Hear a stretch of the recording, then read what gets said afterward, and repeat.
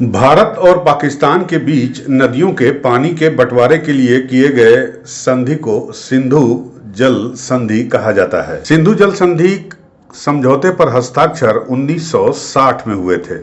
कराची में 19 सितंबर 1960 को भारत के प्रधानमंत्री जवाहरलाल नेहरू और पाकिस्तान के राष्ट्रपति अयूब खान ने इस संधि पर हस्ताक्षर किए थे।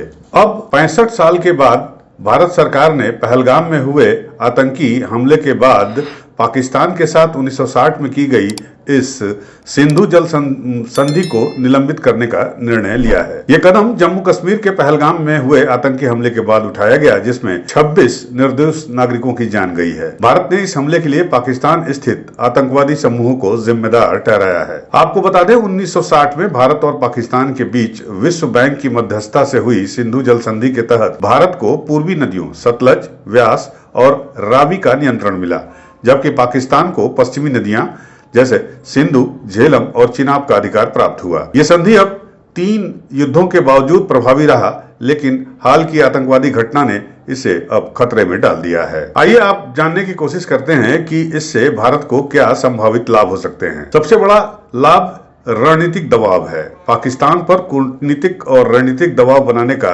ये एक प्रभावी जरिया साबित हो सकता है। जल संसाधनों का एक बार फिर से उपयोग करके भारत अब पश्चिमी नदियों के जल का उपयोग सिंचाई और हाइड्रो परियोजनाओं यानी जल विद्युत परियोजनाओं के लिए बढ़ा सकता है। आतंकवाद के खिलाफ ये कड़ा संदेश भी है और पाकिस्तान को ये साफ संकेत है कि आतंकवाद का समर्थन किसी भी सूरत में बर्दाश्त नहीं किया जाएगा। हालांकि अंतर्राष्ट्रीय प्रतिक्रिया संधि के निलंबन से वैश्विक छवि पर प्रभाव डाल सकती है, खासकर जल संधियों के पालन के संदर्भ में। पाकिस्तान ने भारत सरकार के इस निर्णय को युद्ध की कार्रवाई करार दे दिया है, जिससे अब साउथ एशिया में क्षेत्रीय टेंशन यानी तनाव बढ़ सकता है। जलवायु परिवर्तन और पर्यावरण पर भी प्रभाव पड़ सकता है, क्योंकि नदियों के प्रवाह में बदलाव से पर्यावरण असंतुलन होने की संभावना है। हम बात करेंगे भारत द्वारा सिंधु जल संधि को निलंबित करने के निर्णय की, जो हाल ही में जम्मू कश्मीर के पहलगाम में हुए आतंकी हमले के बाद लिया गया है। यह संधि जो 1960 में भारत और पाकिस्तान के बीच हुई थी, अब तक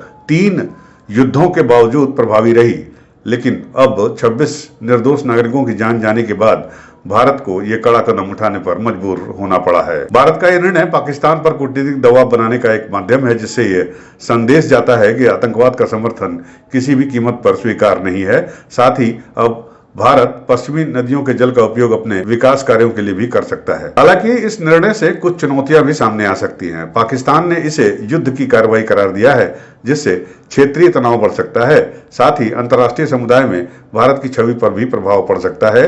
इसलिए जरूरी है कि भारत इस स्थिति को बैलेंस के जरिए संभाले, ताकि नेशनल सिक्योरिटी और इंटरनेशनल रिलेशन के बीच बैलेंस बना रहे। आपको बता दें, इस समझौते के कारण पिछले कुछ सालों से लगातार टकराव होता रहा है। कुछ साल पहले भारत सरकार की ओर से 1960 में हुए सिंधु जल समझौते में संशोधन करने के लिए पाकिस्तान सरकार को नोटिस भी भेजा गया था। भारत सरकार ने कहा कि पाक की कार्रवाइयों ने सिंधु संधि के प्रावधानों पर प्रतिकूल प्रभाव डाला है।